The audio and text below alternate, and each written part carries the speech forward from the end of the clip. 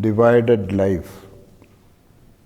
Is it unknown to you or known, planned, purposeful? When we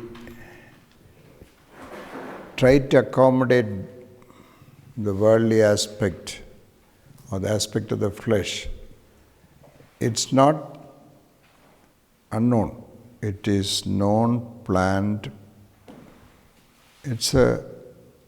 Most often it is a bold decision.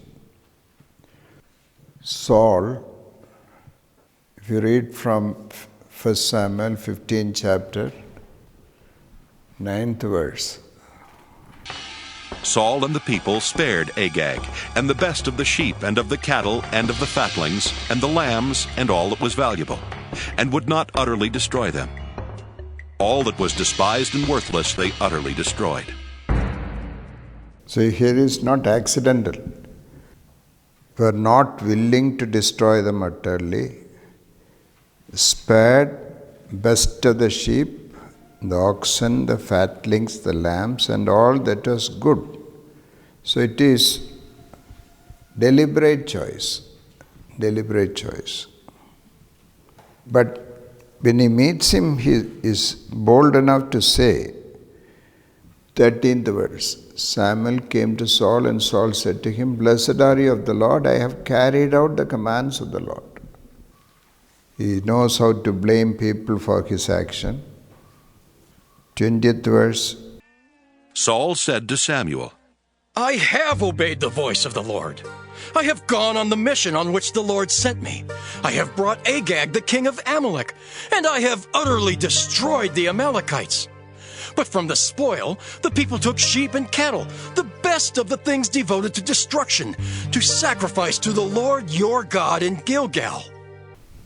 You can pretend, anyone can pretend that I did not know, it was accidental, it was not purposeful. But if you wait and see, it will be most often purposeful. The sin before we commit it in action is in the mind. There is a planning, deliberate choice, decision, and then we do it. There is space and time for all this happen. James chapter 1, verse 12 and 13. Blessed is anyone who endures temptation. Such a one has stood the test and will receive the crown of life that the Lord has promised to those who love him. No one when tempted should say, I am being tempted by God, for God cannot be tempted by evil, and he himself tempts no one. But one is tempted by one's own desire, being lured and enticed by it. Then, when that desire has conceived, it gives birth to sin, and that sin, when it is fully grown, gives birth to death. So compromise is not accidental, planned. You may say, at the moment of doing it, you will say I did not have any control. Suddenly it happened. But the deliberate choice of all that was happening in the mind, preparation of it, took many weeks or months even.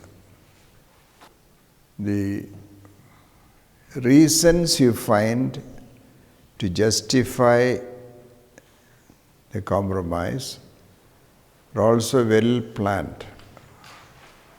The reasons you find to justify your actions, compromise, is also well planned, because you have to convince yourself.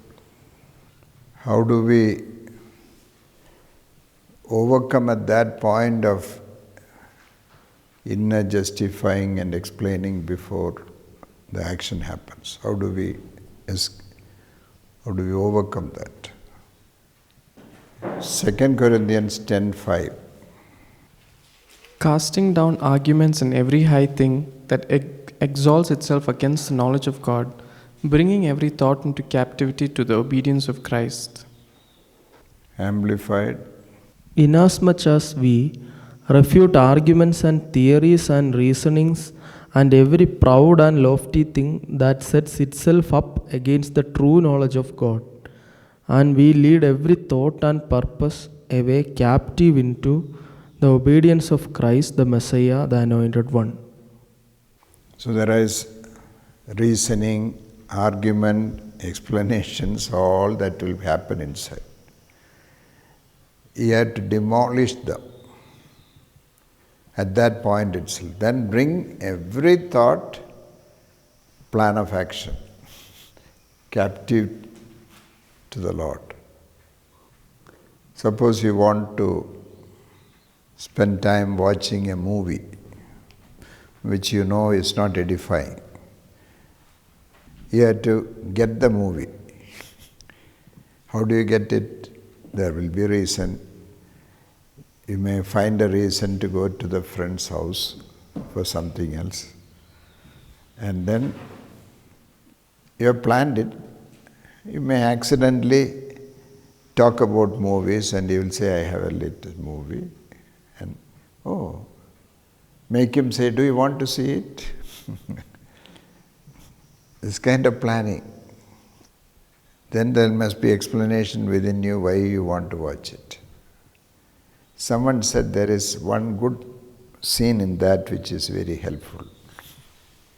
Somehow, you want to compromise with the worldly value. How do you do that? Think of how do you do that. Yes, all of us look very innocent, but this process is there inside us. Yes. Speak about the plus point of all this. One of my friends said, I'm reading this pornography because I want to help a friend who is addicted to this problem.